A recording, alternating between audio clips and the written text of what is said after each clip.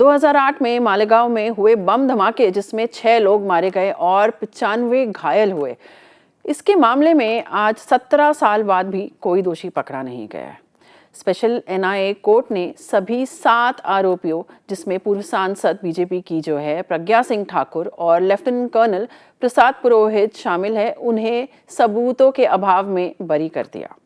Court ने कहा है कि जांच एजेंसियां ठोस सबूत पेश करने में नाकाम रही।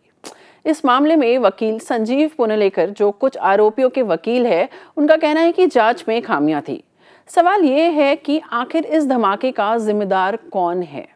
असली दोषियों को पकड़ने और जवाबदेही तय करने के लिए जांच प्रक्रिया को और मजबूत करने जरूरी है ताकि पीड़ितों को न्याय मिल सके। तो आइए बात करते हैं संजीव पुनलेकर से।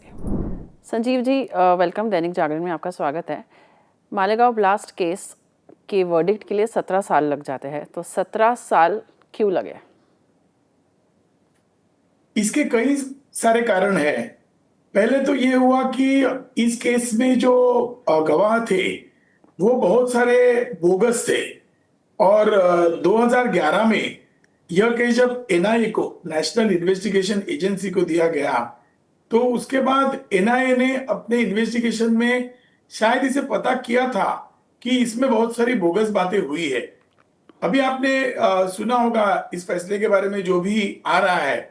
अभी फैसले की अंतिम कॉपी हमें भी नहीं मिली, 1000 पन्ने का जजमेंट है। तो उसमें 40 से अधिक जो गवाह है वो होस्टाइल हो चुके हैं। उन्होंने पुलिस के सामने अलग बयान दिया और कोर्ट में आकर के अलग बयान दिया। तो उनको होस्टाइल कहा जाता है। जैसे उस बारे में मैं आपसे एक स्पेसिफिक क्वेश्चन पूछूंगी, पर मुझे बताइए कि 17 साल जो है ये 17 साल लग जाते हैं या लगाए जाते हैं? मैं आपको जो सवाल पूछ रही हूँ ये मेरे सवाल नहीं है, ये लोगों की तरफ के सवाल है। ये लग जाते हैं या लगाए जाते हैं? वो क्यों लगे 17 साल?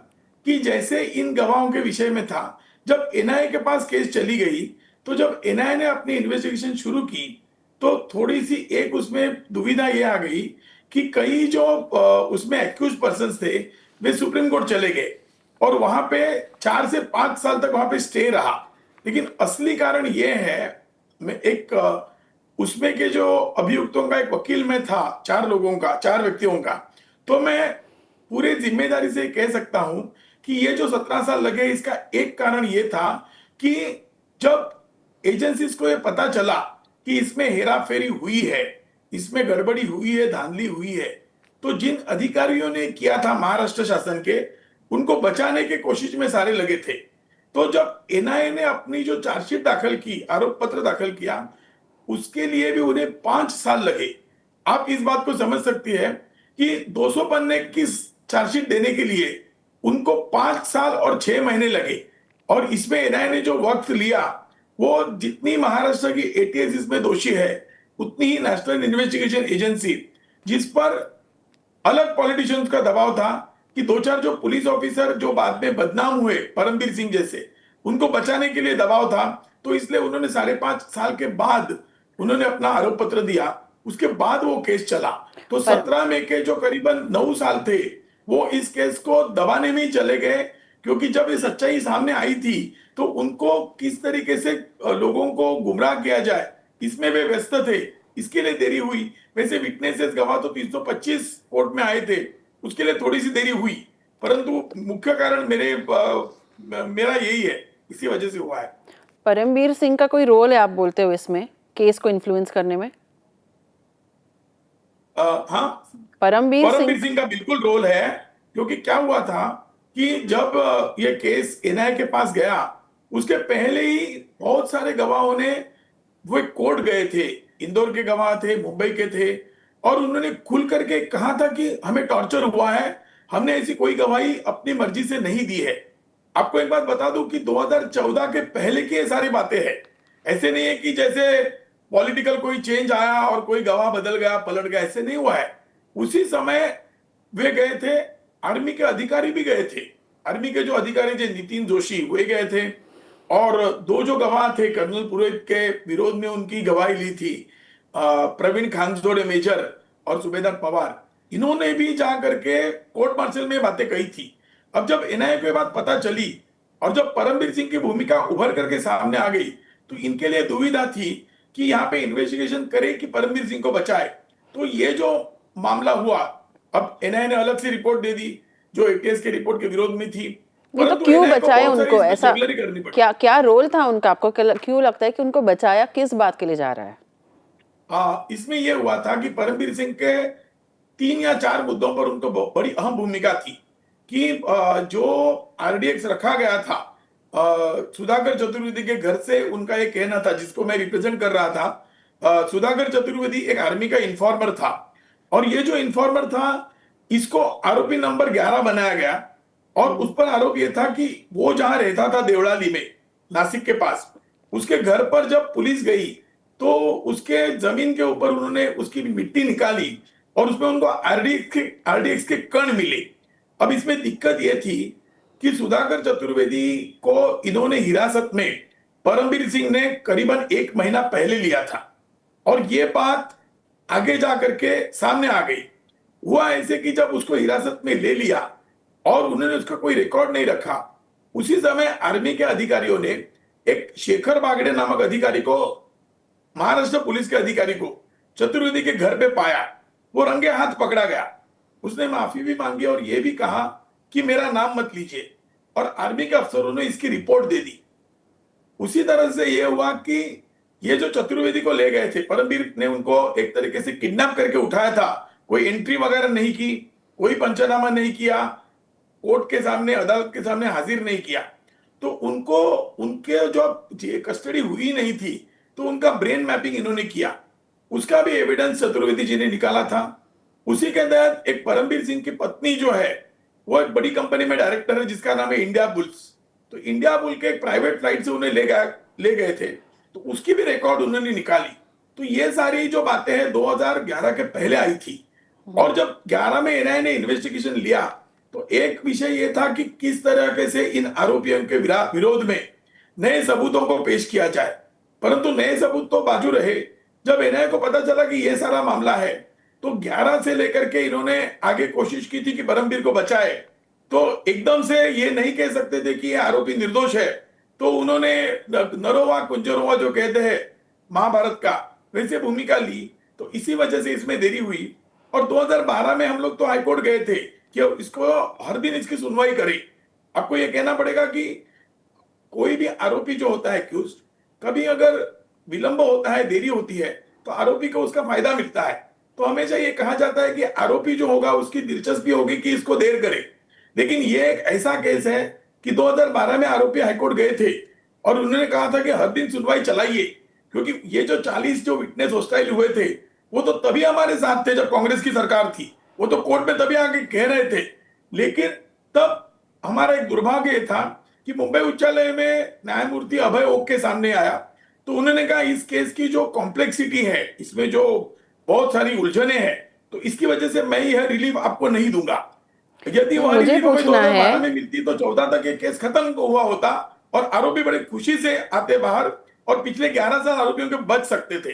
तो ये जो हुआ उसमें एक तरीके से न्यायालय का जो निर्णय था, न्यायालय को हम इस तरीके से उनको क्रिटिसाइज नहीं कर सकते, परंतु हम बहुत दुखी है कि 2012 में यदि हमारे पक्ष में फैसला आता, और हमारे पक्ष में फैसला ये था कि हर दिन वो ट्रायल चलाइए, वो नहीं हो पाया और आरोपी बहुत गरीब घर से थे, आगे सुप्रीम कोर्ट नहीं जा पाया, तो वहीं पे वो मामला वही रहा। फिर मामला सुप्रीम कोर्ट गया, स्टे आया और उसी तरीके से 17 साल निकल गए। और एनआईए के लिए, परमवीर सिंह के लिए और एटीएस के लिए एक अच्छी बात थी, क्योंकि ये जो विलंब हुआ है उसका फायदा उन्हें हुआ है, आरोपियों को नहीं हुआ है। तो संजीव जी, मुझे पूछना है कि 17 साल लग गए ये कहने के लिए कि कोई एविडेंस नहीं है, तो कोई एविडेंस नहीं है ये तो 6 महीने में भी हम पता कर सकते थे। क्या लगता है आपको कि ये जो विक्टिम्स है और फैमिलीज है, ये पता उन्हें चला था, लेकिन वे फ्रेश इन्वेस्टिगेशन नहीं करना चाहते थे, क्योंकि इसमें एक कॉमन एक फैक्टर ऐसा है कि पिछले 7-8 सालों से ऐसे बहुत सारे केसेस उभर के आई है जिसमें यह नजर आया है कि महाराष्ट्र के पुलिस अधिकारियों ने गलत उन्होंने सबूत बनाए। जैसे अभी ट्रेन ब्लास्ट की केस हुई थी, उसमें भी यह हुआ कि जो असल आरोपी जो दिल्ली पुलिस ने पकड़ लिया तो उन्होंने उसको छोड़ दिया और इनके ऊपर ही आरोप पत्र रख दिया और उसको तो उन्होंने क्लीन चिट दिया। तो उस विषय में जितने भी पुलिस अधिकारी थे, नाम मैं गिनवाता हूं, एक खानविलकर करके अधिकारी थे, अरुण खानविलकर, जिन्हें बाद में रिश्वत लेते हुए पकड़ा गया। एक दूसरे है सुनील माने है, जो अंटालिया प्रकरण में, जो अंबानी के घर के बाहर जो बॉम्ब ये रखा था, उन्होंने जिलेट इनके स्टिक्स रखे थे, तो उस विषय में पकड़ा गया, अभी वो जेल में है मनसुख हिरेन की केस में। सुनील माने उसमें था, सचिन कदम थे। तो ये अधिकारी, ये 5-6 केसेस जो है उसमें कॉमन है। और महाराष्ट्र एटीएस का ये एक तरीके से मोडस ऑपरेंडी रह चुका है कि इस तरीके से किसी के खिलाफ थोड़ा सा शक पैदा हो तो उसको आरोपी बना दीजिए, और उसके बाद यदि सही आरोपी आपको मिले भी, सही जो गुनहगार है वो मिले, तो उनको क्लीन चिट दे दीजिए। तो जैसे ये मामला आगे गया, इसका एक नैरेटिव बन चुका था। साध्वी जी का नाम था, कर्नल पुरोहित का नाम था, मेरे जो 4 बंदे थे उसमें से राकेश दावड़े का नाम, उन्होंने 5-5 ब्लास्ट में उसको आरोपी बना दिया। आगे तो राकेश दावड़े छूट गया। वो जो हमारा सुधाकर चतुर्वेदी जो थे, उनके घर पे आरडीएक्स मिला करके इन्होंने बता दिया। और आगे जाके एनआईए ने जब रिपोर्ट दिया 2016 में, तो एनआईए ने खुल करके कहा कि हमें यह शक है कि आरडीएक्स उसके घर पे प्लांट किया गया था, परंतु एनआईए ने उस पर आगे कोई भी कार्रवाई या कोई तहकीकात नहीं की। यह बड़ी दुर्दैव की बात है। तो इसलिए असल आरोपी जो थे वो भी सामने नहीं आए, और इसने जो गलती की थी महाराष्ट्र पुलिस ने, उस पर भी कोई प्रकाश नहीं आ सका। तो संजीव जी, असल जो जिन्होंने किया वो तो छूट चुके हैं अभी। संजीव जी, मुझे पूछना है कि ये जो फैमिलीज है विक्टिम्स की, और विक्टिम्स भी जो है जो 17 साल तक उन्होंने वेट किया, उनके लिए ये कितनी फेयर बात है आज जो वर्डिक्ट आया है? वो बहुत अनफेयर है। मैं उनके लिए बहुत दुखी हूं, क्योंकि एक कम्युनल एंगल इसे आज दिया जा रहा है, परंतु जो व्यक्ति मालेगांव विस्फोट में मारे गए वो तो निष्पाप और निरपराध भारतीय थे। तो उनका जो मरना है मन को बड़ी पीड़ा देता है, क्योंकि उनकी कोई गलती नहीं थी, या वे तो आपके जैसे मेरे जैसे भारत के नागरिक थे। अब आज सवाल यह है कि वे व्यक्ति आज पूछ रहे हैं कि 17 साल बाद हमें इंसाफ नहीं मिला, न्याय नहीं मिला। लेकिन मैं उनसे एक गुजारिश करूंगा कि आप ठीक मन से सोचिए, जो भी पेपर है उसको आप भी पढ़ लीजिए, क्योंकि एक व्यक्ति के गुनाह के लिए आप दूसरे को सजा नहीं दे सकते। इसमें यदि कोई दोषी है तो परमवीर सिंह जैसे अधिकारी दोषी है, जिन्होंने गलत तहकीकात की है। तो आज ये हो रहा है कि जो भी लोगों को मन में क्रोध है, गुस्सा है, वो ऐसे आ रहा है कि अरे ये कैसे छूट गए, इनको सजा होनी चाहिए, इनके विरोध में अपील होना चाहिए। ये बात यहाँ हुई है। वही बात ट्रेन ब्लास्ट जो हुआ था वही वहां पे भी हुई, वो निरपराध थे। गलती तो इसमें पुलिस की है। तो 17 साल बाद यदि न्याय नहीं मिला है तो ये सवाल पुलिस को पूछना चाहिए, बट आपके कहने पे, आपके हिसाब से चाहिए। संजीव जी, आपके हिसाब से परमवीर सिंह अगर इसमें इन्वॉल्व है, इसमें कुछ उन्होंने गलत किया है, तो किसके कहने पे हो रहा है ये? वो किसके कहने पे ये कर रहे हैं? वो बात उस समय, इसमें एक बात ऐसी है कि ये बात पक्की पता है कि ये हुई थी सारी बातें कांग्रेस की शासन में। तब कांग्रेस और एनसीपी की सरकार थी 2008 में। लेकिन जब 2014 में महाराष्ट्र में सरकार बदली, फिर भी एक बड़ी अजीब बात यह थी कि परमवीर सिंह का जो नए लोग आए थे उनके साथ भी साठगांठ थी, तो उसने तो अपने आप को बचा लिया। तो इस तरीके से इसमें यह हम देख रहे हैं कि पॉलिटिशियन जो थे, किसी पार्टी के हो, मैं किसी पार्टी का समर्थन नहीं करूंगा, उनका इसमें बड़ा खराब रोल था। क्योंकि जो लोग परमवीर सिंह के विरोध में खुल करके 2014 तक बातें कर रहे थे, उन्होंने 2014 के बाद परमवीर सिंह का पक्ष लेना शुरू किया। और मैं ये देख रहा हूं, एक महाराष्ट्र में मैं हूं, इस केस में 4 आरोपियों को मैंने प्रतिनिधित्व उनका किया है, कोर्ट के सामने उनका पक्ष रखा है, उनकी तरफ से जिरह की है। तो मैं खुल करके कहता हूं कि महाराष्ट्र में जो पॉलिटिकल जो आगे जाकर के कॉम्प्रोमाइजेस हुए, अलग अलग पार्टियों का मेलजोल बना, और उसमें परमवीर सिंह जैसे जो अपॉर्चुनिस्ट अधिकारी थे, जिन्होंने अपना उल्लू सीधा कर लिया और अपने आप को बचा लिया। क्योंकि इसमें कोई जो पोलराइजेशन जो आप देख रही है, जो हिंदू मुस्लिम का हुआ, कम्युनल हुआ, वैसे यहाँ पे कोई पॉलिटिकल पोलराइजेशन नहीं हुआ। पॉलिटिकल पोलराइजेशन सिर्फ अपॉर्चुनिज्म और सत्ता के लोभ में था। तो Paramvir Singh was a beneficiary of that. And according to me, हर एक जो सत्ता का स्ट्रक्चर था 14 से पहले, 14 के बाद में जो महाराष्ट्र में था, उन्होंने परमवीर सिंह को बचाने का काम किया है। तो एनआईए हमारी टॉप मोस्ट एजेंसी है, एनआईए के पास सबूत का अभाव है, इसके बारे में आप क्या कहेंगे? हम कितनी ये बात मान सकते हैं? क्योंकि एनआईए एक बहुत ही बड़ी एजेंसी है। बिल्कुल, एनआईए बहुत बड़ी एजेंसी है, यह बात सच है। लेकिन यह भी बात है कि एनआईए जब कोई इन्वेस्टिगेशन करती है तो राज्य सरकार का सहयोग चाहिए उसे। यहाँ आप ये देखिए कि एनआईए के अधिकारियों ने कोई इन्वेस्टिगेशन ज्यादा नहीं किया, उसमें भी उन्होंने महाराष्ट्र शासन के बहुत सारे अधिकारी लिए थे, और वे जो अधिकारी थे वो उन्हीं के पक्ष में थे जो उनके पुराने दोस्त यार थे। तो अपने दोस्तों यारों को बचाना यह एक एजेंडा बना। अब आप देखेंगे कि एनआईए के जो सूत्र है वो हमारे होम मिनिस्टर के हाथ में है, केंद्र सरकार के होम मिनिस्टर के हाथ में, परंतु इस विषय में उन तक ये मामला नहीं पहुंचा है। न तो उन्होंने हमें कोई मदद की है या न तो उन्होंने हमारे विरोध में कुछ किया है। ये काम अधिकारी कर रहे थे, लेकिन 14 के पहले जो गलत काम हुए उन कामों को छुपाने के लिए इन अधिकारियों ने उनकी मदद की। आप यदि देखोगे कि कौन से अधिकारियों ने इसमें इन्वेस्टिगेशन किया है, ये जो अधिकारी थे, ये एनआईए बड़ी पावरफुल एजेंसी है, परंतु एनआईए को जो सहायता लेनी पड़ती है वो राज्य सरकार से लेनी पड़ती है, और राज्य सरकार के अधिकारी वहां पर डेप्यूटेशन में होते हैं, प्रतिनियुक्ति पे होते हैं। तो इसमें भी महाराष्ट्र के बहुत सारे अधिकारी जिनके नाम आए हैं इस इन्वेस्टिगेशन में थे, और उन्होंने अपने जो बंधु है, उनके जो सगे भाई है, पुराने पुलिस अधिकारी परमबीर सिंह जैसे या अरुण खानविलकर जैसे या सचिन कदम जैसे, सुनील माने जैसे, इनको बचाने का प्रयत्न किया है। क्योंकि आप देखिए जब अंबानी वाला मामला आया तब जब उन्होंने उसको बरामद कर लिया वो जिलेटिन स्टिक्स को, तो ये पकड़े गए सुनील माने। लेकिन सुनील माने का नाम तो मालेगांव ब्लास्ट में भी आया था। सुनील माने का नाम उस 2006 में ट्रेन ब्लास्ट हुई थी जिसमें 300 लोग मारे गए मुंबई में, उसमें भी तो आया था कि आरडीएक्स के विषय में उनका क्या रोल है, और ये तो बात थी। लेकिन एनआईए ने उनको थोड़ा सा बचाया है। मैं एनआईए के प्रमुख को दोष नहीं दूंगा, चीफ को, लेकिन जो अधिकारी महाराष्ट्र में काम ये कर रहे थे इनको तो मैं दोष दूंगा, क्योंकि इन्होंने अपना काम ठीक से नहीं किया। ये सच्चाई सामने ला सकते थे। मुझे पूछना है आपसे कि अगर सबको अक्विट कर दिया, सबको बरी कर दिया, ये धमाका किया किसने है? ये तो वो मूवी जैसा हो गया, नो वन किल्ड जेसिका, जैसे no one conducted the blast. I fully agree with you. ये ब्लास्ट हुआ है, इसका इन्वेस्टिगेशन नहीं हुआ, अब 17 साल बाद वो हो भी नहीं पाएगा। इसीलिए तो ये जो मैं जिनको रिप्रेजेंट करता हूं, सुधाकर चतुर्वेदी, वो 2013 में उच्च न्यायालय में उनकी एक याचिका की है। वो याचिका अभी तक पेंडिंग या प्रलंबित है, उस पर फैसला नहीं हुआ है। उसमें आपने अब जो कहा, और आपने सही कहा, वही मुद्दा हमने लिया है कि ये सारी बातें जो एनआईए ने अपने चार्जशीट में 2016 में कही, सारी बातें 2013 के सुधाकर चतुर्वेदी के पिटीशन में है। वो पिटीशन आज भी हाईकोर्ट ने नहीं सुनी है। हर समय हम हाईकोर्ट के पास जाते हैं तो हाईकोर्ट कहती है आपकी केस पेंडिंग है, ट्रायल चल रही है, आप तो आरोपी हो, आप पर आरोप लगे हुए हैं, तो आप हमारे सामने कैसे आ सकते हो?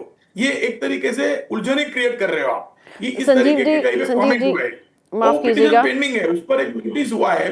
और आपको अचरज की बात बताता हूं कि 14 में सरकार बदलने के बाद भी गवर्नमेंट ने कोई एफिडेविट अब तक फाइल नहीं की, जबकि उच्च न्यायालय ने, मुंबई हाईकोर्ट ने यह कहा था कि 6 हफ्ते के अंदर आप अपना प्रतिज्ञा पत्र, आपका एफिडेविट दीजिए। 13 के बाद अब हम 25 में हैं, तो 12 साल ऐसे गुजर गए हैं। क्योंकि न्यायालयों का, कोर्टों का, अदालतों का एक नजरिया होता है कि वो ऐसा समझती है कि अगर कोई आदमी आरोपी है तो उस केस में वो देरी करना चाहेगा, इसीलिए इस तरीके के हम टेक्निक यूज करते हैं। लेकिन आज तो हम बरी हो चुके हैं, और जो चीजें एनआईए ने 16 में कही वो हमने 2013 में कह दी थी, जब सरकार भी नहीं बदली थी। तो आज उस पर कोई सुनवाई होती है तो इंक्वायरी होगी, परंतु एक खेद से, बड़े दुख से मैं कहता हूं कि जिन्होंने ब्लास्ट किया वो कभी पकड़े नहीं जाएंगे, क्योंकि 17 साल बाद अभी कोई इन्वेस्टिगेशन होना नामुमकिन है। और इसके जिम्मेदार सिर्फ हमारे पॉलिटिशियन है महाराष्ट्र के, और सभी पार्टियों के पॉलिटिशियन को मैं इक्वली दोष देता हूं, क्योंकि उनके एक साठ गांठ है। संजीव जी, मुझे पूछना है कि farmer special public prosecutor Rohini Salian ने ऐसा क्लेम किया था कि जैसे सरकार बदली, पहले 2008 में ये केस हुआ, तो 14 के पहले कांग्रेस की सरकार थी महाराष्ट्र में और सेंटर में, उसके बाद बीजेपी की सरकार हुई सेंटर में और महाराष्ट्र में। तो ऐसा रोहिणी जी ने कहा था कि उनको प्रेशराइज किया था कि प्रज्ञा ठाकुर जो एक आरोपी है इसमें, उन पे to go soft on her. इसके बारे में आप क्या कहेंगे? क्या ये प्रेशर सही में था? इस विषय में जब रोहिणी सालियान जो है वो एक बड़ी अच्छी वकील है, और शी इज वेरी ऑनेस्ट और स्ट्रेट फॉरवर्ड है, और अपना काम अच्छा जानती है। पहले उस केस में वो प्रोसिक्यूटर थी, और जब 2014 में जब सत्ता बदली तब तक वो प्रोसिक्यूटर उस पर थी, और उन्होंने एक आरोप लगाया कि मुझे ऐसे कहा गया कि आप थोड़ा सॉफ्ट जाइए।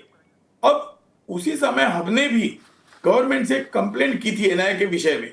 हमने कहा था कि एनआईए इस केस में सॉफ्ट जा रही है, आप सॉफ्ट मत जाइए, आप हार्ड जाइए, आप अपना काम ठीक से करिए। तो एनआईए संजीव के जी लिए एक सॉरी, दुविधा हो चुकी थी। संजीव जी वेरी सॉरी, समय की कमी की वजह से मैं आपको इंटरप्ट कर रही हूँ, हाँ, मुझे और भी कुछ तो पूछना हमने भी है। कंप्लेंट की थी मुझे, उनकी। और हाँ जी, मुझे आपसे पूछना है कि इसके बारे में कुछ ऐसे भी लोग हैं जो ऐसा कहते हैं कि बेसिकली ये जो केस था उसको सैफरन टेरर या फिर हिंदू टेरर का एक नाम दिया गया है, तो ऐसी जब बातें उठती है तो उसके बारे में आप क्या कहेंगे? नहीं, ये तो गलत बात थी। मैं ये खुल करके मानता हूं कि धर्म और दहशतवाद का कोई संबंध नहीं है। उसका संबंध जो है वो इनटॉलरेंस से है। तो कोई भी व्यक्ति हो सकता है, लेकिन ये जो हिंदू टेरर का जो लेबल था वो गलत था। और उसी तरह से ये भी गलत है कि हमारे लिए किसी ने कोई कोशिश की। यदि सॉफ्ट जाने को कहा भी होगा तो इसलिए कहा था कि वो अपना इन्वेस्टिगेशन नहीं करना चाहते थे। वो कहते थे चलिए साध्वी जी को भी छोड़ दीजिए, कर्नल को छोड़ दीजिए और केस रफा दफा कर दीजिए। हमने कभी नहीं कहा कि हम पर सॉफ्ट जाइए, और उन्होंने वो कहा भी होगा, ये पॉसिबिलिटी है। तो रोहिणी सैलन के विषय में मैं ये नहीं कहूंगा कि वो गलत कह रही है, शायद वो सही कह रही है, पॉलिटिकल लेकिन वो एनालिस्ट, हमारे लिए वो तो नहीं कर रहे थे। जी, बोलिए। पॉलिटिकल एनालिस्ट का ये कहना है कि जितने भी विटनेसेस थे जो हॉस्टाइल टर्न हुए, इसके बारे में क्या कहना है कि क्या वो जो विटनेसेस थे उनको लाया गलत था या फिर उनको रिजीम चेंज होने के बाद इन्फ्लुएंस किया है? वो विटनेसेस में जैसे क्योंकि ये इंदौर के बहुत बड़ा विटनेसेस थे आरोप है, तो जो, इसके बारे में आप क्या कहेंगे नहीं जो वो लोग बहुत बात गलत करते हैं? आरोप है। वो आरोप इसलिए हो रहा है कि सच्चाई सामने नहीं आ रही है। ये जो 40 विटनेसेस है, इसमें बहुत सारे विटनेसेस इंदौर से है, बहुत सारे पुणे से है, और कई आर्मी के भी अधिकारी है। ये सभी लोगों ने सत्ता में बदल होने के पहले 2014 के पहले अपना झंडा उठाया था।